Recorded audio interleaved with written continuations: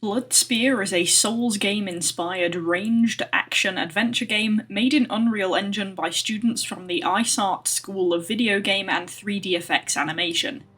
They've got 2 sites in France, in Paris and Nice, 1 site in Montreal, as well as Tokyo and Niigata. They claim to be the number 2 best game creation school in the world. From the credits, the team of students was 11 strong, with 3 game designers, 2 level designers, 2 artists, 1 character artist, 2 sound and music creators, and a voice actor. You can see from the starter this game's visuals are a PowerPoint for it.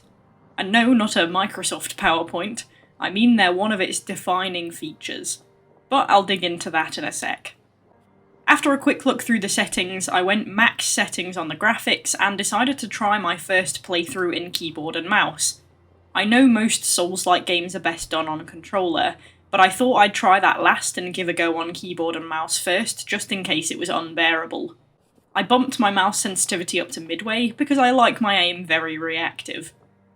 I'll go through the environments and visuals first, then the story, then the mechanics. The game starts itself with a voice-acted cutscene, introducing you to what is essentially your character, which is the titular Bloodspear itself, a thirsty hunk of metal that wants blood and takes over a wounded knight as its host. You enter the game in a big blood bird bath and kill all of the knights that didn't make it to you first, so that you can slurp up their blood and heal. The knights are repeat models, but I have no issue with this because if they're supposed to be an army, it can make sense that they look the same. The blood pool looks realistic enough, there are splatters as the knights splash around in it, and you get spray from your kills. You leave the room for a little dip, which makes the visuals wavy and takes you into another short cutscene after which you emerge into a castle-like stone corridor, with lit torches and matching particle effects of ashes floating in the air. Shadow and glow are used for a nice effect. You also get these other spectral knights just like yourself that you can talk to, though they don't have voice acting. There are lots of little details to the environment, like uneven flooring, rope and wood attached to walls, barrels and dirt heaps around to give the feeling of a warped and worn-out area. Up some stairs, through a couple of enemies and a corridor with a hole in it, and you arrive on a bridge, the first large environment in the game. Known as the Empyrean Mausoleum, the bridge runs up to a large castle and also has a lot of details, such as wooden structures for defence and surveillance, flags and broken stones, and scaffold from where parts have crumbled. All of it has a ton of detail with each distinct cobble, uneven and broken pillars and stones, and the walls of the castle have lots of distinct details on them as well. There are dark particles that float across the screen in pretty much every area to simulate ash and things having burned, being carried away by the wind. After crossing the bridge you reach the castle, and another short cutscene shows you opening the doors and going inside. On entry, you get a short entryway, mostly lit by candles, with a tall roof, decorated with mosaic, but missing chunks in some places like the other parts. Past there, you have an open main hall with a blocked stairway, and some side passages and more wooden scaffold. You can see gold trim and glimpses of a very decorated roof, which gives a good feeling of some wealth attached to the castle. You make your way through the castle through various areas, including a church with candles and braziers, some back rooms with even more wooden scaffold and boards, and even drop into a blood-soaked cave area beneath the main castle body, littered with mushrooms.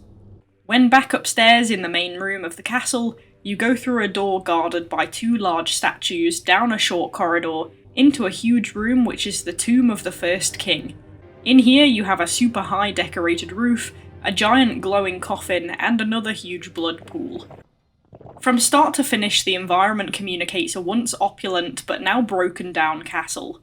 The environments are immersive and very detailed, and everything is very pleasant to the eye. I personally thought that on the full screen settings it did seem that the resolution wasn't fully there though for the graphics to be properly high definition, but when I changed back to windowed full screen it actually made it a lot better. Regardless, they're great to look at and a really great effort for a student game.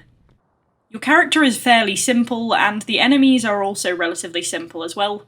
You have a handful of enemy designs, some corpse-like things that kind of look like Skyrim's Draugrs, some floating eyeballs that shoot lasers at you that are a bit fleshy, some fleshy leaves that spawn these eyeballs, some mushrooms that are a bit gloopy and shiny, and of course the final boss, which is basically a giant metal mask and some armoured hands.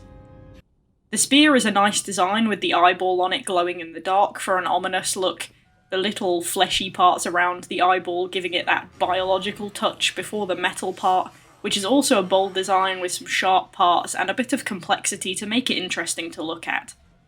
All of the enemies look realistic enough, and the glowing and wispy design of the Ghost Knights is also nice as well to help them stand out in the dark. The animations for the game are good, your run is quite quick, and there's not much weight to it for a knight in armour, but it still feels realistic enough and is reminiscent to some Souls games. The enemies' runs are similar to your own, though the Draugrs do have an erratic run cycle in that they won't run at you directly for more than a few steps without lurching to the right or left, which makes them harder to aim at. The eyeball enemies float around a bit, that's nice and fluid, and anything that's idle, such as the mushrooms and the spawners, have idle animations where they pulse and the leaves flap on the spawners to give a bit of a feeling of them being alive. Your own character also has an idle animation so they don't feel like a statue when they stop, and the eyeball constantly moves on the spear as well, which is a nice touch. You can roll through barrels as blockages, and they explode quite spectacularly, which is very satisfying, and the combat animation is great as well. You raise the spear to aim, which zooms you in, and then you launch it. It has a great feeling of weight, since enemies get knocked back quite a way, and ragdoll, and even get pinned to walls if there's one behind them. Also, if you knock them back into environment objects like barrels or chairs, they too explode and get destroyed. All of the animation is really nice, and it makes the combat feel weighted, and the environment and enemies feel alive with movement appropriate to their design. The sound design is well done too. You get confirmation sound on launching a weapon and landing a hit, shattering noises from breaking objects, splashing sounds in the water. The Draugrs don't make noise, but they do have footstep sounds, so you can hear them coming, and they make death noises, but the other enemies also have sounds attached, so you can tell they're there without having to see them, mostly. The background ambient noise is good. You've just got quiet with wind sounds on the bridge, and some eerie low sounds for indoor areas. The only real music in the game is a bit of churchy music in the doorway cutscene, and during the final boss, which is orchestral organ music, similar to Souls games, and it works really nicely. The boss has audio cues with its moveset as well, which is really helpful for being able to preempt hits, even if you can't see them coming.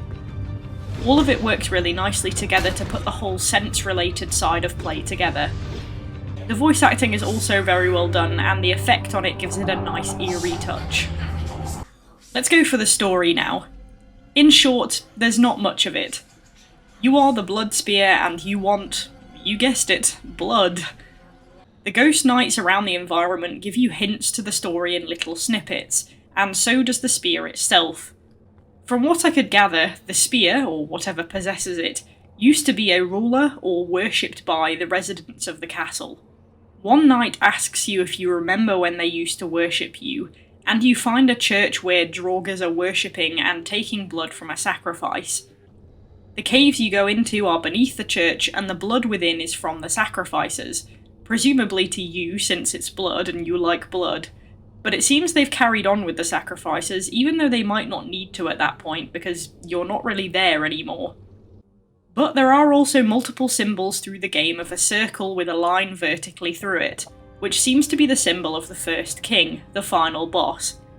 I'm not sure if the game tries to insinuate that you used to be the first king and you've somehow become disconnected from your own spirit, since you absorb the first king's blood at the end of the game and seem drawn to it, or whether or not the first king came separately and they started worshipping him once you were sealed away. It's not too clear. It seems though that whatever happened to you before you were sealed, it caused the kingdom to start falling apart.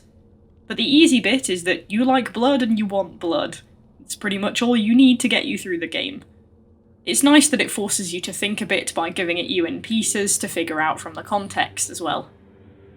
Now on to the gameplay. Pretty much, you fight your way through the areas and then fight the final boss.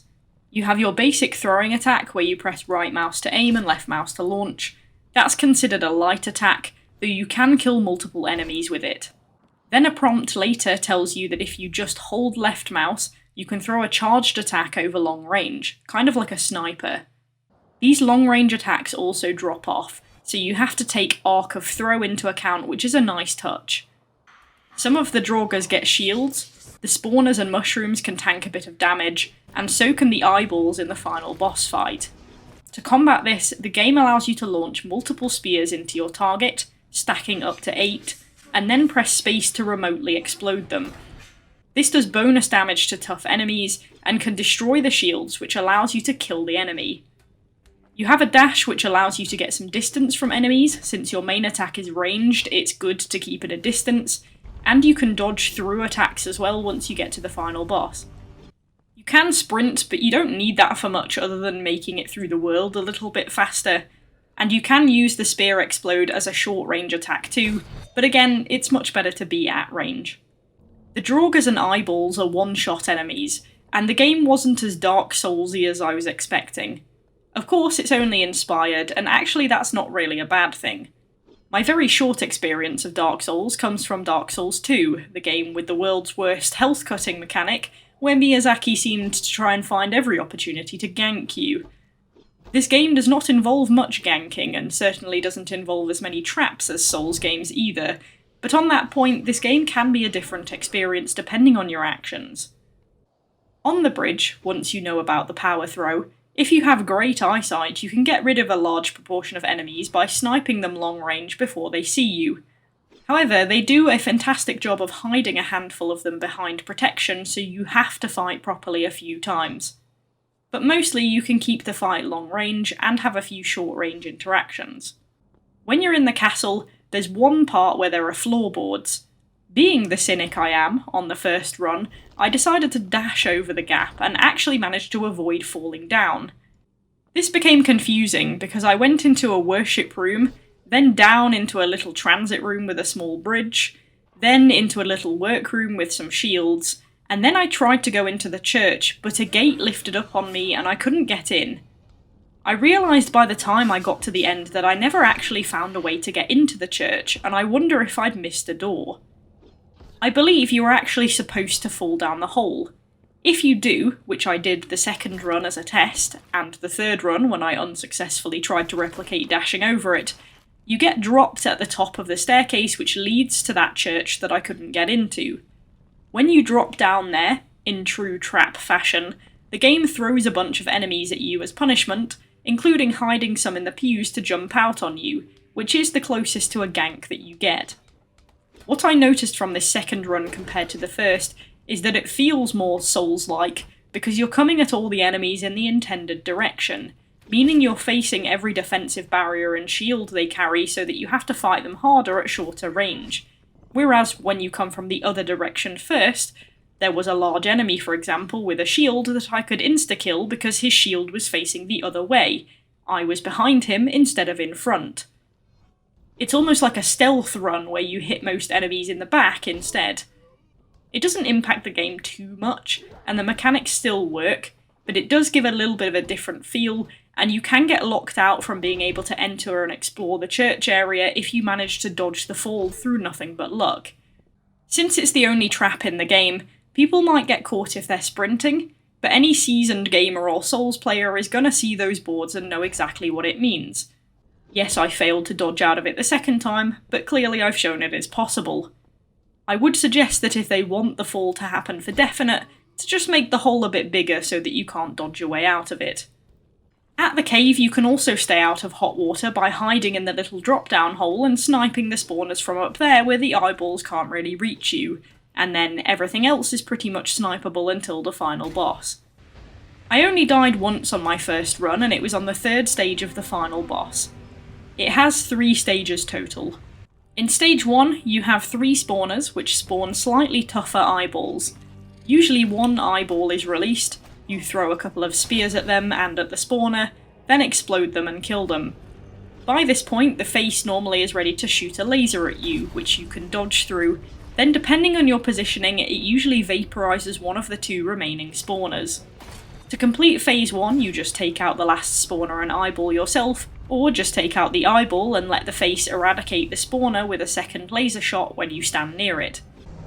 In Phase 2, you have to hit the face's eyeballs, but it covers them with one hand, shoots 3 blue balls which splatter on the floor and leave a pool of acid, then tries to slam you with a hand. If you hate area denial, by the way, this fight might get on your nerves, since Phase 2 and 3 both have area denial in them. Once you dodge the hand, it opens and you can pin it to the wall, where it will then release its other hand from its eyes to free it, allowing you to whale a ton of shots into an eye and then explode the spears. You can take half its health doing this once, so all you have to do is repeat. Dodge, dodge, pin, shoot a few times, and explode, and Phase 2 is done. Phase 3, its head symbol lights up and it gets a bit more active. Now it shoots 4 area denial balls at you, then tries to slam you with both hands 3 to 5 times. This is where the audio cues really help to dash out of damage each time. Then an enemy will saunter into the arena and the boss will heal itself by taking its blood.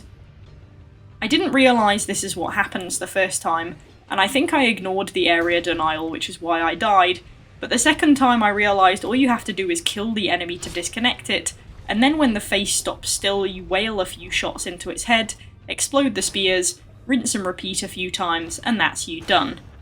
The enemies that come into the arena don't attack you even if you go up to them, so they're just there as a healing mechanic for the boss, and sometimes the boss can slap you as it goes past if it gets a bit close, but you can dodge out of that as well.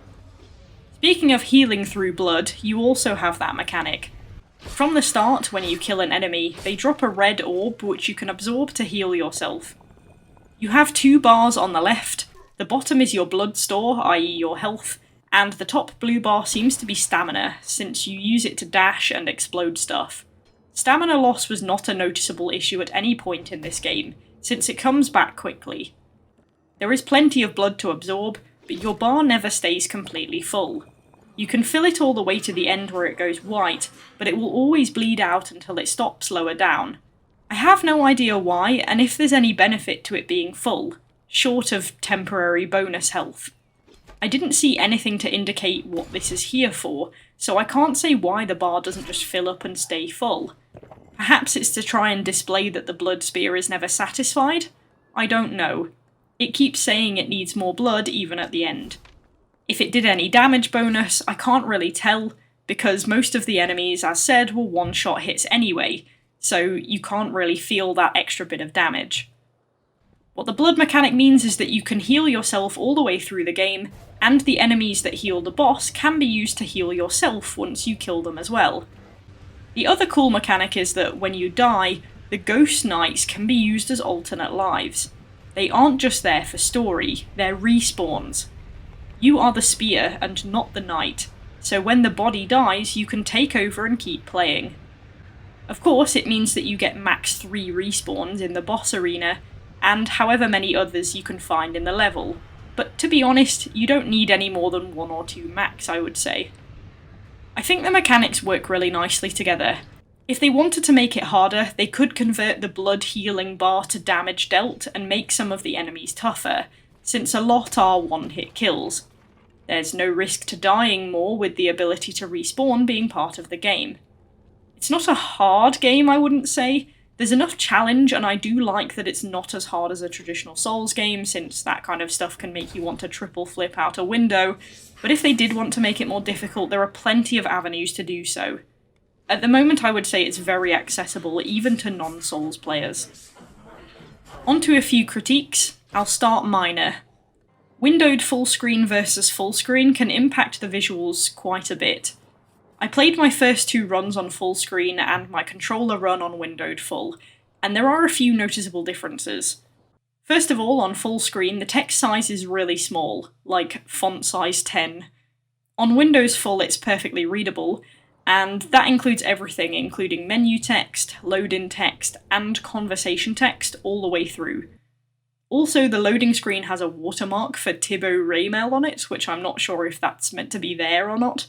He is an environment artist from Montreal at Ubisoft though, so they might have got the art from him via their school's connections. I'm in 2 minds about the choice to not have voices for the Ghost Knights. I think it would be nice to have some voice for them to dictate you the story, but perhaps they chose to leave them voiceless since they can become your character who is voiceless. I don't know. Obviously on full screen, their text for the story is also a little small, but if you change that to windowed fully, you can fix that part. There's a bit of camera bump off the environment, but I say that in a lot of Unreal games. The corridors are designed wide enough that this mostly isn't a problem, but you do get a bit of zoom if you put your back to the scaffold and such on the bridge. Pinned enemies stick to walls, but they can also stick to invisible walls. On the bridge, I hit an enemy off scaffold, and it just pinned and hung there in the middle of open space because it hit the boundary. Also, I hit one off a bridge into the castle doors, but then when I got to the cutscene of the castle doors opening, the enemy was still hanging in the doorway in thin air. Presumably on the bridge side of the level, the doorway is considered a level boundary as well. It kind of breaks the realism a little bit. The bodies don't despawn, which is good for the realism, but if that's the case, you might just want to despawn any enemy attached to a cutscene, or perhaps despawn a spear that hits a boundary so the corpse can ragdoll onto the floor or out of the map.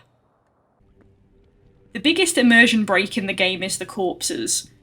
I like that they stay in the world, but what tends to happen is that they clip through the environment, maybe by a limb or part of a limb, and that causes them to move. This is most prominently shown through what I called wobbly heads in my notes. In room 1, a couple of bodies near the steps got wobbly heads after I killed them. I thought this was because of the water, but this also happened on the bridge and inside the castle. This clipping was best displayed in the castle, since I killed 2 enemies on a floor where beneath it there was a small room, and when I went down into the small room, the corpse's feet were clipped through the ground. The ragdoll of the bodies is usually fine, but I think having those boundaries be stronger is better, because it is a bit goofy and contradictory to your authentic environment to have your dead bodies headbanging post-death. There is a little bit of clipping at the start with the crawling knights where one of them often warps inside the stone steps that you're stood on, and there was also a visual glitch where, on my first run where I hit that shielded enemy in the doorway from the back, the shield stayed in the doorway. It didn't block anything physically, it was just a visual barrier in the way. It's like the body ragdolled, but the shield decoupled and wasn't recognised as an object. The other enemies attacking me ran straight through it, and I could move through it as well. There was also a time when I speared an enemy so hard he disappeared out the floor of the map. Again, perhaps a clipping or boundary issue. I don't have an explicit problem with the final boss, but I will say it's not what I was expecting. And there's not really much explanation for it in the story. I think a bit more clarity on if the first king is you or just someone you know about and how you know about them would be good to have, though it did say thanks for playing the demo at the end, so maybe that's a story point for later. Not sure on that. But I got shown a giant coffin in the boss area, and then got shown a boss that had no body. What's the coffin for then? Where did the body go? Why is it just displaced hands and a floating head? And where did the blood I absorbed at the end come from if there's no body? What is this thing I see before me? I think a bit of motivation in terms of why I want to kill this thing and the consequences of it would be nice, since yes, I get the blood spear wants blood and is very insatiable, but it could at least start with the whole swimming pool worth of blood right there before it, before deciding it needs to go through the effort of fighting first, you know? It's like deciding you want pudding before you finished your 4-course main. For my third run I played with controller. I'm going to caveat this part by saying 1, I don't play controller games very often. The only games I've really played with controller are the Batman Arkham games, the first 2 of the Tomb Raider reboot trilogy, Castle Crashers, and Hollow Knight. So it's been a while and my aim isn't great.